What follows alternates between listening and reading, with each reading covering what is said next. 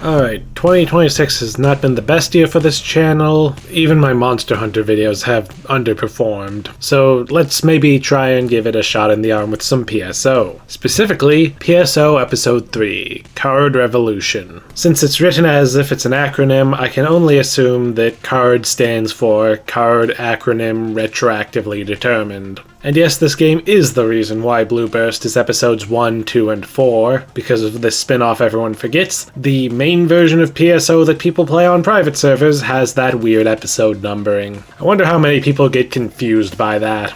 It's a card game spin-off that makes sense once you remember how big card games were in the early 2000s. While certainly far from the first purely digital card game, it does create the boom of digital card games that came after Hearthstone. In that way, much as PSO offers a glimpse into the earlier online RPGs, this offers a glimpse into earlier digital card games, what they were like before microtransactions. And there is a lot to like about the game. It's got that absolutely stellar classic PSO aesthetic. I love just looking at this game. The music is as fantastic as you'd expect from early aughts Sonic theme. The Tower of Kalem theme stands out, as does the final boss theme that was so good it was used for one of the phases of the Profound Darkness in the climax of PSO2's Oracle arc. Plus, this is the first time we would get a story-focused Phantasy Star Online game.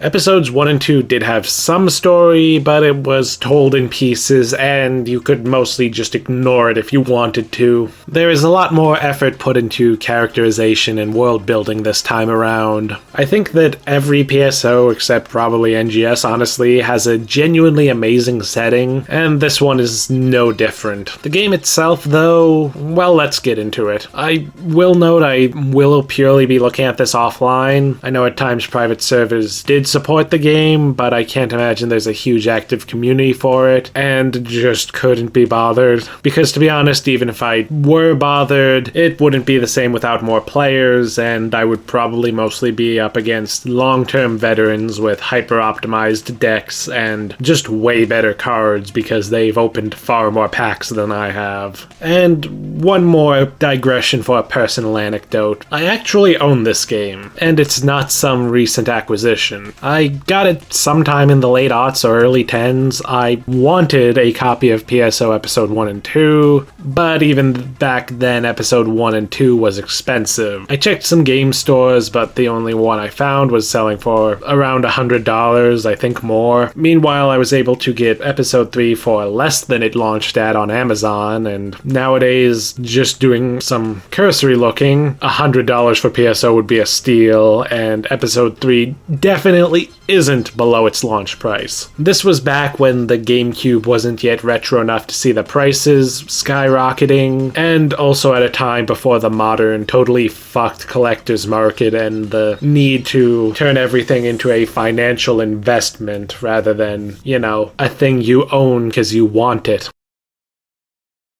Card Revolution is a hybrid TCG and strategy RPG. Each player has a story character, chosen from 24 different ones, that serve as their main unit on the field, moving and attacking on a grid, with the goal being to reduce the HP of your opponent's story character to 0. And to do anything other than moving and basic attacks, you have cards. At the start of the match, both players roll off to determine who goes first. In team battles, both players on a team go at the same time, and then every player draws a 5-card starting hand with the option to discard it all and redraw once. And then things go in turns and phases. At the start of each of your turns, you have the dice phase. By default, you roll 2 6-sided dice, and the larger becomes your attack points, while the smaller becomes your defense points, or action and reaction points, as I'll probably interchangeably call them. If you destroy enough of your opponent's cards, 4 in a 1v1, or I believe 8 in a 2v2, provided you have nothing else affecting your EXP totals, you'll level up and get a dice bonus, each level adding 1 to both of your rolls during this phase. This means you can build momentum if you destroy a lot of cards, and it discourages stalling, though the bonus is rarely too impactful. Most battles battles I find only end with a +1 or even a +0 bonus if they're quick. If someone reaches a +2 bonus, it's often very late or from the finishing blow. I don't believe I've ever seen the bonus hit +3. Furthermore, the double DXP to level up the dice bonus means that you're unlikely to see it ever come up in 2v2. While it may seem like twice as many attacks against twice as many enemies should even out the doubled cost, in reality the fact that you usually only need to take out one of the opponent's story characters to end the battle means that you're quite likely to finish before it hits +1. After the dice phase comes the set phase, where you can spend attack points to play item or creature cards along with assist cards. Items are used by hero side characters, allowing for more powerful attacks and preventing them from being hurt until their gear is destroyed, and they're played directly onto the character. Creatures, meanwhile, are used by dark side characters and take up space on the map while providing additional attacks and allowing you to fight without putting your characters in danger. They're played onto the field, and lower cost creatures can be spawned further away from your starting zone. Assist cards, meanwhile, are your effect cards, spell cards, trainer cards, etc., though they're actually fairly uncommon and don't play a huge role in the game. Each card has a number of dots along the top, and that is how many attack points it takes to play. At any time, the item or creature cards you have on the field cannot have a total cost above 8, so no stacking a whole lot of high-end cards, and you can only ever have a single card worth more than 4 action points on the field at a time.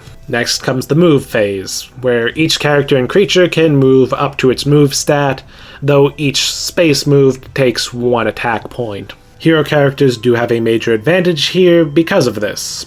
All their items move with them. Meanwhile, a dark side character's hordes of creatures have to be moved very carefully. Though sadly having to pay a point for each space moved does mean that high movement is not quite as good as you may think. Still potentially very useful though. Afterwards you have the action phase, or the attack phase. Spend attack points to attack. You can attack once with each of your items, creatures, and your character, though hero side characters who attack with an item cannot also do an unarmed attack, but they're still free to attack multiple times if they have 2 or more weapons equipped. Doing a normal attack costs 1 attack point, or you can play an action card, usually costing more, and changing the range, while adding power and or special effects. Certain action cards can even be stacked on top of each other into one big attack if you like. Techniques, which are PSO's version of magic spells, are implemented as action cards as well. They're usually more powerful than standard action cards and can only be used by certain cards, not used with anything like most action cards, and also that technique power stat is only used for attacking with technique cards, so it's a little trickier to take advantage of good TP. And then after you've declared your attacks, this is where defense points come into play. If the defending player has a reaction card in their hand and has enough defense points from their last turn to play it, they can use one to usually reduce the incoming damage, potentially negating the attack entirely, although some other effects do exist. And also, like many card games, you can't attack if you go first, so don't worry about being caught on turn 1 without any points to play defense cards. Lastly, you have the draw phase. Yes, it's at the end of your turn, and it only gets weirder. During the draw phase, you can discard any cards you want from your hand, and then you automatically draw until you have 5. And by default, your deck never runs out of cards and loops around instead, so really this may as well just be shuffling the cards back into your deck, or I suppose returning them to the bottom of your deck. I mean, in a lot of card games, shuffle as many cards as you like back into your deck and draw until you have X would be a pretty incredible draw tool, and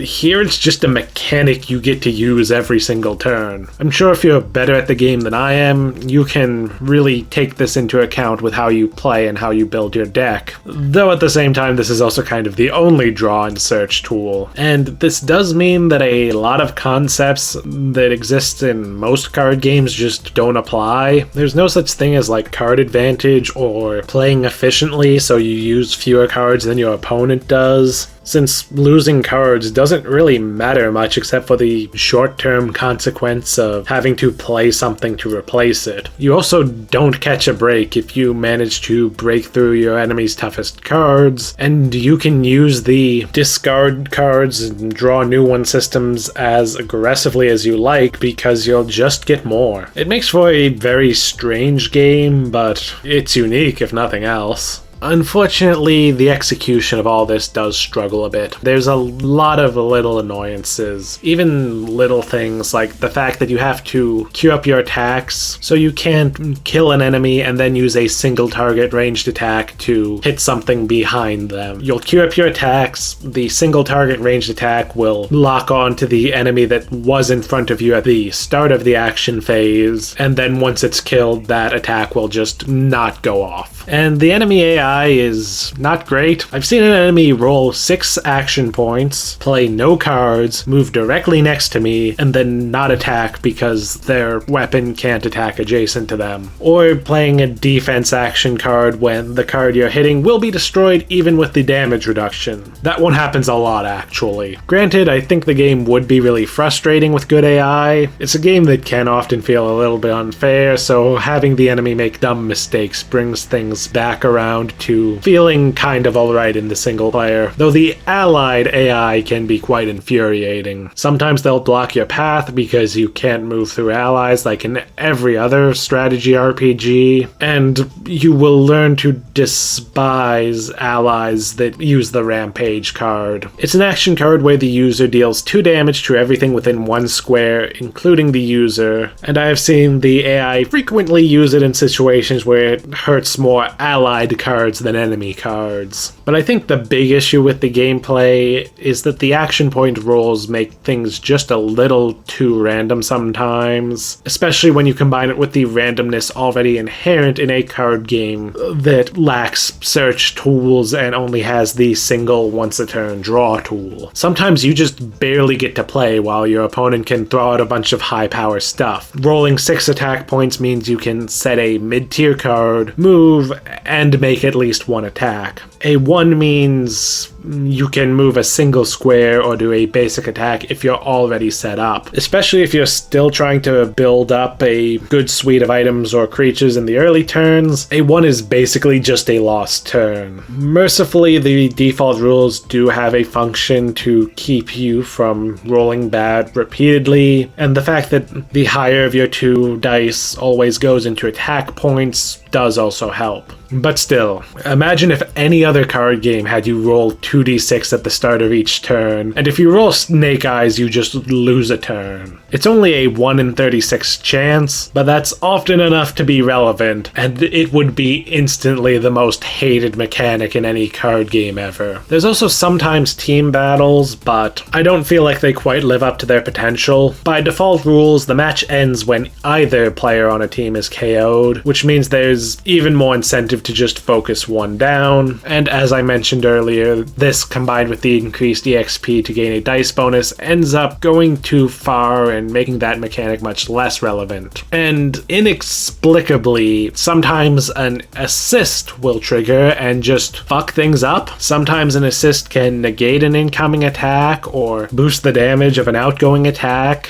Maybe there's a trigger, but if there is, I didn't notice it. Cool, even more randomness. Another unfortunate weakness is the fact you don't really see as much of like anything equivalent to spell cards, trainer cards, sorceries, whatever you call them in your TCG of choice. Assist cards kind of fill this role, but they're rare, mostly more niche, and many of them function more like temporary field cards affecting all characters for a certain number of turns. Maybe there are some great ones, but I mean, this is kind of an inherent flaw with trying to review a card game like this, right? I can only speak to the cards that I actually got, and the ones I found were all kind of underwhelming. Even the default rules do have some weird quirks, like the fact that your deck loops. For a game that's mostly about slowly grinding through the enemy's cards, this means that there's no real outlasting your opponent. And this can be a problem sometimes, since some maps have choke points that can be quite hard to clear the creatures summoned by Darkside characters out of, unless they roll poorly and just cannot summon a replacement. Even if you're playing better, taking several enemy cards for every one of yours that you lose, there's just no real way to pass through these areas. Though I do mention default rules. Custom rules can change a lot, sometimes for the better. I'd probably favor setting the minimum dice roll to 2, maybe considering turning off deck looping. But sometimes the custom rules are for the worse. One of the most common custom rules in story battles is turning off deck shuffling, and this is honestly just annoying. You have to make sure you go and sort out your deck to a vaguely functional order, and while it does reduce the randomness and sound like it could add some strategy, I don't think it adds too much. Maybe if you're really careful and smart and great at this game, you can plan things out perfectly, and it is nice being able to guarantee certain cards on the first turn. But if you're like me, you'll mostly just kind of be like pre-shuffling your deck so that you get a decent variety of cards throughout the match to adapt to whatever you need at the time. It mostly just adds the tedium of having to do that manually instead of shuffling your deck. Heck, it doesn't even help with the randomness that much because of the game's draw system, meaning that the luck of the draw is a much smaller portion of the luck than the random rolls. And while I don't think I encountered this in any of the story mode missions, speaking of the random action point rolls, you could just opt to make them way worse by setting them to switch the higher result to your defense points instead of attack points. You know, get that chance that you can't do shit during your turn all the way up to just under 1 in 3. Genuinely, that sounds like torture. Then there's the ranking system, which is yet another annoyance. Getting a good ranking is kind of a headache. You have to basically try to draw out a match and destroy more enemy cards without getting too many of your own destroyed or taking too much damage yourself. A quick, flawless victory doesn't actually get you much better than a C rank.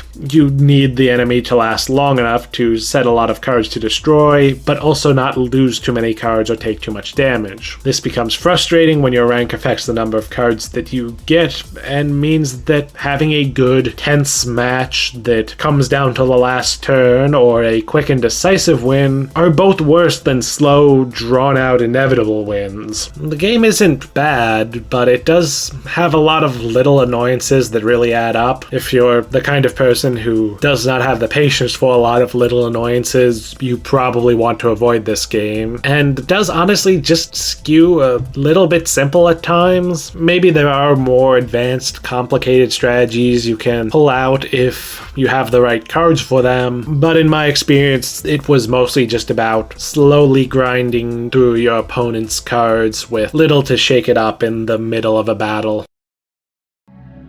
So now that you know how the game plays, how do the decks work? Well, each deck is made of basically 3 things: a faction, a story character from that faction, and 30 cards. Always 30, no more, no less. For faction, you have the hero side, or the hunters, and the dark side, or the arcs. Hero side characters equip items to get stronger, while dark side characters summon creatures to overwhelm their opponent. And I have been a bit hard on the game so far, so let me be clear. I love how the factions play out, particularly in the story mode where you're playing hunters versus arcs most of the time. The hunters can equip multiple weapons at once and attack with as many as they can spare the attack points for, kind of replicating how PSO focused heavily on having a variety of weapons and swapping between them. While arcs characters essentially play as dungeon masters, summoning creatures to do their bidding and keep the hero busy while their story character serves as a sort of boss fight at the end. They play radically different with their own advantages, and taken together, come together quite nicely. And here's where I digress to say that because Hunter is both the name of a faction and one of the game's classes, for the rest of this section I will refer to the Hunter faction as the hero side. Hunter, until I get to the story, will only refer to the melee-focused class. and a properly geared hero character is terrifying. An unstoppable force that smashes through any creatures in their way as they slowly but surely close in on the enemy story character. They can stack a lot more bonuses than an ARC's character can for much higher damage. A hero side character can stack attack or tech power from their base stats, their equipped weapon, any equipped mags, and action cards. Plus, these can all provide abilities that further improve their attacks. Plus, hero characters are individually much tougher to take down. An ARC's character can be extremely vulnerable, having nothing but their reaction cards to defend them if an enemy gets in close and starts racking up hits on them. But hero characters can only be attacked directly by certain skills or by breaking all of their equipment. They do still take chip damage, each broken item causes them to lose 1 hit point, but they can still take a lot more of a beating than ARC's characters can. Plus, they can equip shield items to protect their more fragile equipment. Meanwhile, on the dark side, ARC's characters have slightly stronger stats to make up for their inability to stack things quite as tall. This goes for both their story characters and their creatures. And because they only have creature cards, not various types of equipment, they are a bit simpler to build decks for, and also their class doesn't matter as much. Plus, as mentioned earlier, certain maps do favor them quite severely. As long as an ARCs can keep playing creatures, a 1-tile choke point is basically impossible to break through. Plus, the game is heavily based on slowly grinding down your opponent, and ARCs have a strong advantage there because they do not take any sort of chip damage when their creatures are destroyed, except for creatures with a specific negative trait. Combined with the fact that they don't generally need to go anywhere near the danger, they tend to have very extreme results one way or the other. If an enemy gets in close, they can take a lot of damage really quick, but if an enemy is unable to get past their creatures, they can just never take damage. So in general, hunters want to push through and end things quickly, while ARCs want to play keep away with their creatures. Then there's characters. Each side has 12 story characters, and you pick one to build the deck around. Each side's 12 characters are each based on one of the 12 classes that were in episode 1 and 2. Sadly, you cannot use your character you create in actual battles. They're just kind of an avatar for you in lobbies. Unfortunately, I do think the balance isn't great here, and the hero side suffers from a fair few dud characters. Really, I'd only consider using about half of the hero side characters, and half of those are the starting 3. I'll spare you the long rant where I go into every single hunter side character, though if you do want that, that'll be on my website in the follow-up article in about a week. But suffice to say, several hero side characters have lower stats, meant to be balanced out by abilities that give them conditional attack or technique power boosts. Unfortunately, the way these boosts are designed was just a bit too conservative. It is difficult to get their bonuses high enough that they match the characters who just have high stats and no abilities, and exceeding the characters that simply have good stats is really quite rare. Meanwhile, the ARCs are almost all great. Pretty much everyone has either good stats, a good ability that lends itself to a clear playstyle and actually works, or both. The worst is probably Reese. She has a powerful ability that lets her bypass a hunter's equipment to attack them directly, but has to get right in their face to do so and only has 1 attack power, making it high risk, low reward. But with the right action cards, she could probably actually be amazing. I just didn't have too many of those. So she's not even really bad, just difficult to use, and I'd kind of prefer Endu if I want a high risk melee attacking story character for the dark versus hero matchups that are standard in the story mode. All the others are at worst underwhelming. Oh, or Rio, who has a really solid concept, getting stronger each time one of her creatures is destroyed, that conflicts with the ranking system. But then you have your 30-card deck, made up of item or creature cards, action cards, and assist cards. Items are the main cards for hero side characters. All of them have their own HP value that has to be depleted to destroy them and make the character vulnerable. Most of them come with special effects, and some of them may be limited to certain character classes. The melee melee-focused hunter, the shooting-focused ranger, and the space magic-focused force. Look, unless this is your first of my Phantasy Star Online videos, you have heard me describe the 3 classes many a time. And items also have several subcategories. Weapons are weapons. They are kind of the most important item cards. They have attack and/or technique power values, which stack with your characters when you use that weapon to attack, and a targeting range. While weapons are technically split further into swords, guns, and canes,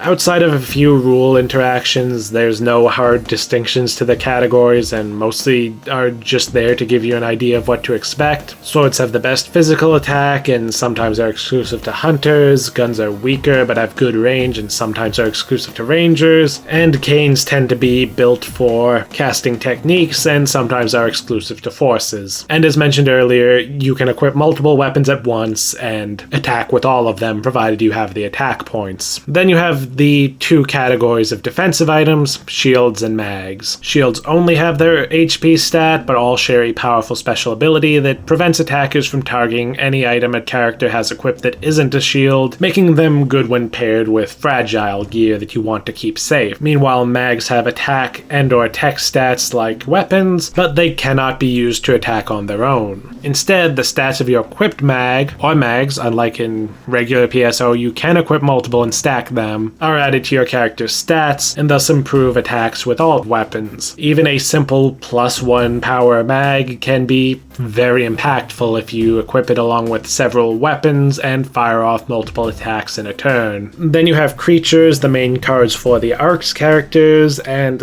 they're actually simpler to explain than weapons. There's still plenty of variety. In addition to HP, attack power, and possibly technique power values, they're also the only cards besides story characters with movement values. They have an array of abilities, even more so since they can have movement-related abilities, but there's no real subtypes. The creature types of native, altered beast, machine, and dark play even less of a role than the sword, gun, cane distinction, and only really matter for card abilities that specify one of these types. Think of them as the type and attribute on a Yu-Gi-Oh! Monster. They only matter when an effect says they matter. Creatures take up their own spaces on their board and move separately. This does mean you have to be careful with your positioning and that they consume a lot more AP on movement, but they can also play keep away, walling off your opponent. Though since individual creatures are a little bit more varied, there are some that stand out. Guard creatures are very valuable, taking damage for you until destroyed. In particular, the Pan-Arms card will frustrate you when you're playing through the hero side story, since it's a guard creature that also negates any hit it takes that deals 3 or less damage after applying any damage reduction from reaction cards. Then with the faction exclusive cards behind us, you have action cards, which can be further split into attack, technique, and reaction cards. Attack and technique cards are offensive cards. Both work basically the same way. They add attack power and/or special effects to an attack, and also override the weapon, creature, or character's range with their own. Technique attacks do tend to give you slightly more for the attack points you pay on them, but they can only be used by certain cards, indicated by the line Tech OK on the second page of the card's information. And since you can only use technique power with a technique action card, having a high technique power but no technique card is a lot less useful than having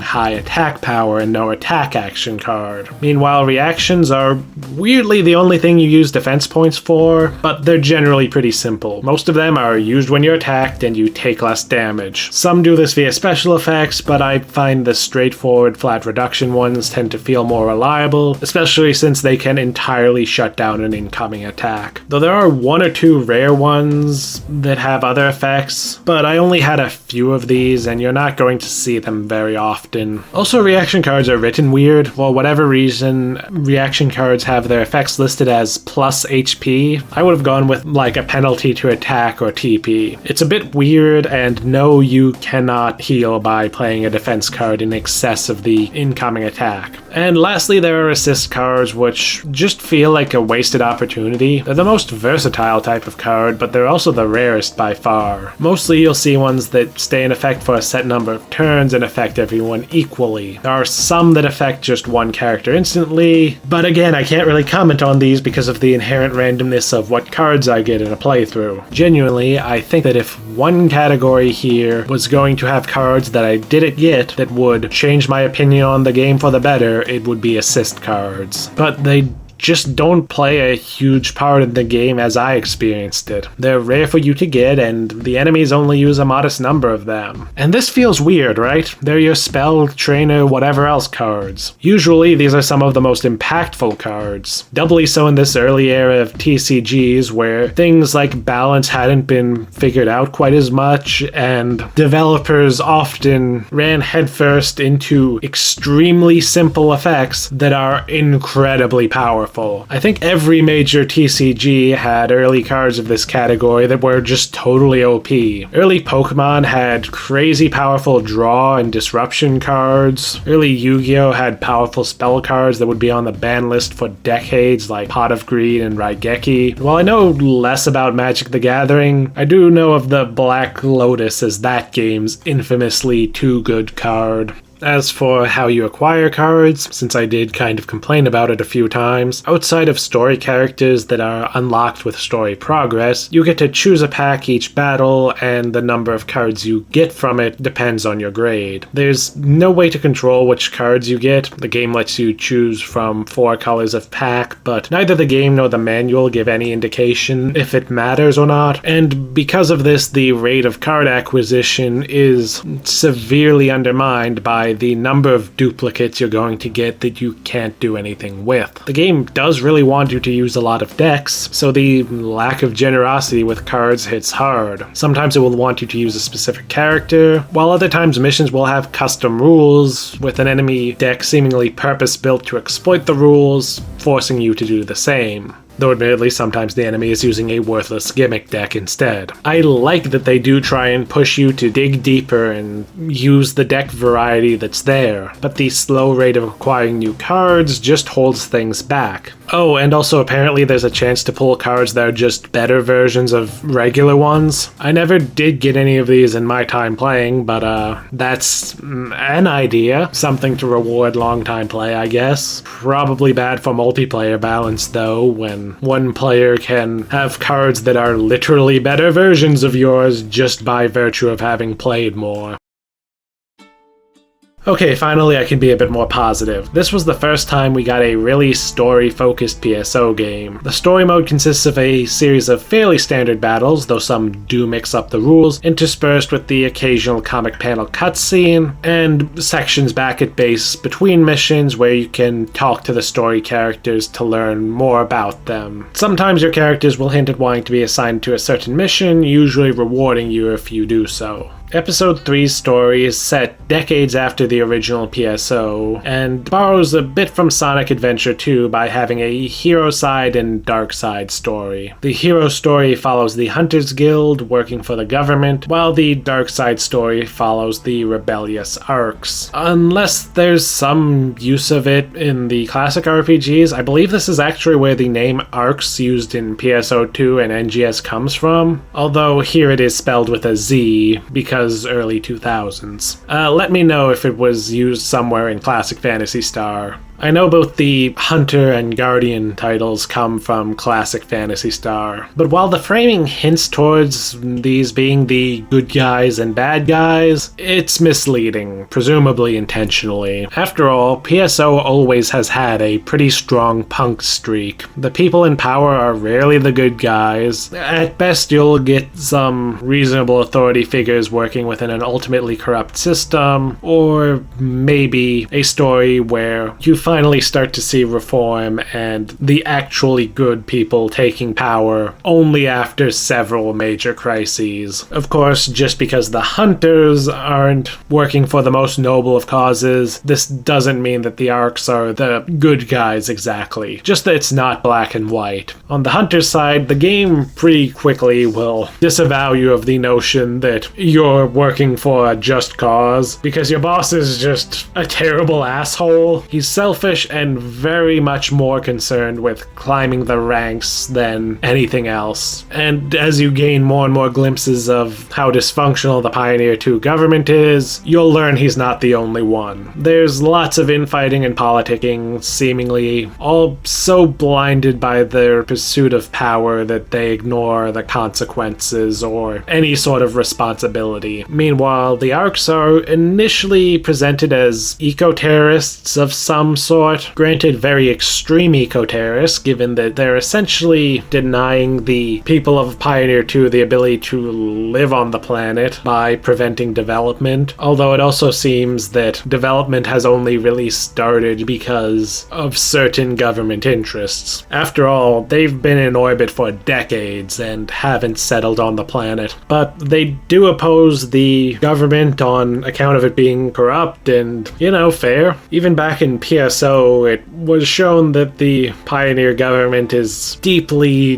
deeply flawed, and it's only gotten worse by the time of this game. But given the situation, there's also the question of how much they can really do, and there's also the question of Arcs' own motives and if their methods aren't just making things worse. Both sides are later revealed to be searching for two things: the germ, which is used in creating cards, and the Great Shadow, which is the origin of the germ. And the germ is an actual and very dangerous virus that has caused mass casualties with outbreaks. It's believed that having control of the Great Shadow and access to an infinite supply of the germ would allow for the creation of even more powerful cards. Of course, card technology has already caused escalating conflict, so if either side gained control of the Great Shadow, who knows what would come to pass. As far as I can tell, the germ is just the dark stuff from the ruins, but I don't think it was ever given that name in the original PSO, so it's a little unclear. In either case, the focus for most of the game is much more on the personal dramas of the various operatives for each side. There's not even really a satisfying ending to the core story, if I'm honest. It's much more about the business you're settling for your characters. You don't even really get to know how things pan out afterwards. You just have to hope you did the right thing. And I actually love this. The overarching plot, the conflict between the government and Arcs, is so murky and full of shades of gray that it's hard to imagine an ending that is satisfying. Wrapping things up neatly wouldn't do the plots about failing systems and corruption any justice. These aren't things you can just solve by beating up the bad guy. You just have to do what you believe is right when you can and hope for the best. Anyway, to stop being so serious, I do highly suggest being prepared to jump back and forth between campaigns. The cards you get after each match aren't influenced by the side you're playing. You'll still get items while playing the arcs and creatures while playing as hunters, and the difficulty does ramp up with the rules changing, so if you're starting to feel like your deck is undertuned or you don't have a good deck for what the mission requires of you, might be good to play the other story for a bit. At very least, it beats playing the free battles, which you can also do if you really need to grind, because sometimes you'll just run into situations where enemy decks improve faster than yours might, although that's entirely up to the luck of what cards you pull, or where the enemy's deck is perfectly tuned for the rules and you have to overcome it, or where things just feel rigged against you. Heck, in at least one mission, it's felt like there's a teammate whose deck is designed to throw the match. And also, damn, it is just so great to get a more involved story in the classic PSO setting, along with the accompanying world building and characters. Prior to New Genesis, the series was always great at portraying a living world with history, and like real history, it's not always pleasant. Sadly, I'm not free of complaints in the story mode though, mostly how easy it is to miss stuff. There's an NPC you have to remember to talk to every story section to see if you get any extra missions. You have to talk to all your team members to make sure they don't have any missions or deployment requests for you, although to be fair, where talking to all your characters is one of the most fun parts of this game. And sometimes you do a mission and that advances the story, not giving you a chance to do other missions. Not helped by the fact that sometimes it just feels like the story skipped a beat, and there feels like there should be a scene there but isn't. But this is all only frustrating because the story mode is one of the most interesting parts of the game, by far.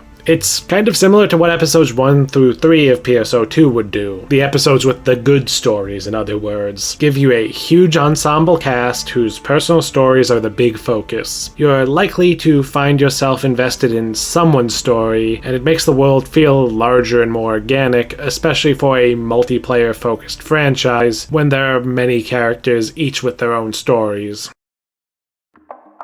Originally, I was going to have a section here where I talk about how I would fix parts of the game, since I've made it clear I'm not the biggest fan of some of the game's systems, but I already kind of don't like doing that, even if I do think it can help prove that I am engaging with the work I'm criticizing and not just having knee-jerk reactions of not liking something. But this video is long enough as it is, so I'm not going to do the big in-depth dive. The main things I think needed fixing are variety of cards, something to make it easier to get new cards and not just drown in duplicates, and some overhauls to the action economy so that you're not as potentially screwed over by a bad roll. I have actually heard that there is a ROM hack out there that improves things. I recall seeing a post about it on PSO World, which I had been browsing again recently, but worryingly the site has been down for maintenance for the better part of a month. Starting to get worried for it, given that's like my internet hometown, but I would like to check out that ROM hack sometime. There's the bones of a good and unique game here, it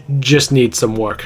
Heck, I've often thought that while I don't like it for a card game necessarily, there might be something to this roll for action points system for like tabletop RPG. Something where you roll for your action points and then, barring enemy reactions, you don't have to roll to see if each individual action during your turn succeeds. I don't know, that's just something I had in mind for a while now. But man, I really wanted to love this game, but it hasn't been as great as I hoped. It's not like offensively bad or anything. I can totally see loving it in spite of its flaws if you played it while you were young, or maybe if something about it just clicks for you that didn't for me. For me, the battles tended to feel like repetitive slogs after a point. It became a game that I have to play for this channel, but that I wound up avoiding starting out because I never really expected myself to have fun playing it. It had its moments, but for the most part it's just dull enough that when there's a bit of difficulty I don't feel compelled to push through, because I don't expect succeeding it to come with any real satisfaction. The story's great at least, but that is a minority of the time you'll spend with your game. It started to wear on me by 10 hours in, and this is as someone who likes card games and strategy games. I can imagine this game being even more tedious for someone who does not like these things and is more into action RPGs like PSO.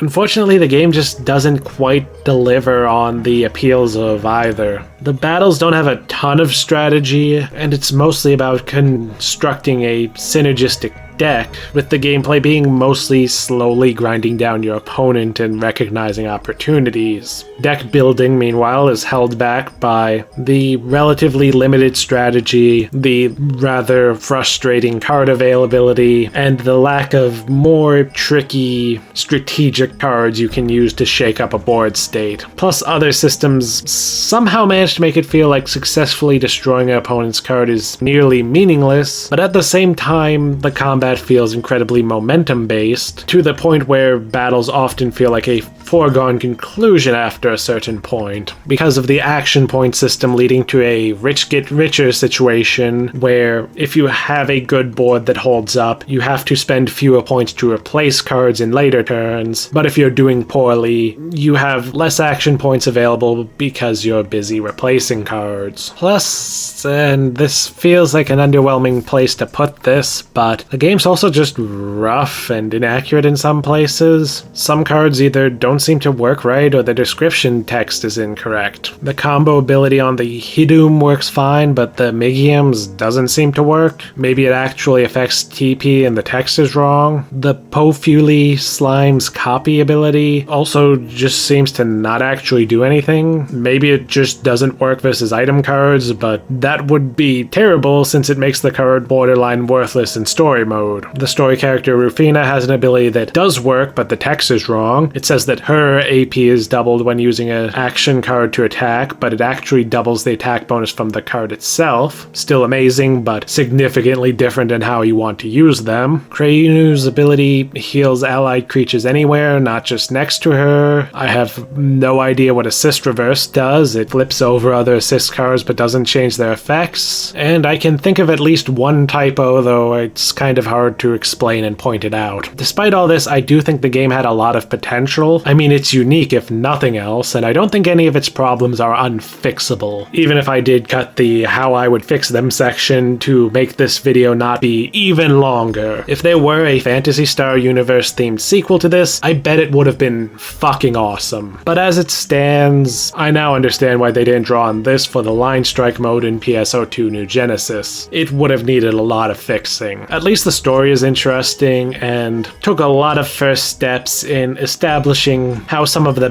best stories in this series would be told. But let me know in the comments below how the game was at the time. Was it better online? To be honest, I worry it might have been worse in ways. I imagine PvP could make the luck and the tough card economy much worse. Not to mention you no longer have AI incompetence to balance out the occasional run of bad luck. But it does feel like the very luck-based card acquisition could have been better in PvP, where you're happy to play match after match just for the sake of it. I mean, while this is maybe a bit stingy by single-player card game of the aughts standards, it's positively generous compared to modern free-to-play online card games in a post-Hearthstone world. That's something that old digital card games like this used to have. One of the great advantages of them is that you could play it and get all the cards for just the box price of the game and not have to deal with buying packs like with a real card game. And let me know if some of the stuff I suggested is actually in the game. Maybe there's assist cards that are a bit more interesting, but that are too hard to get to really help the game. Again, it's so hard to evaluate because one of the core problems is the card acquisition system, and I can only evaluate the gameplay within the framework of the cards that the game actually gives me. But for now, it has been a while since I've done one of these massive videos, hasn't it? This is Mikhail, signing off.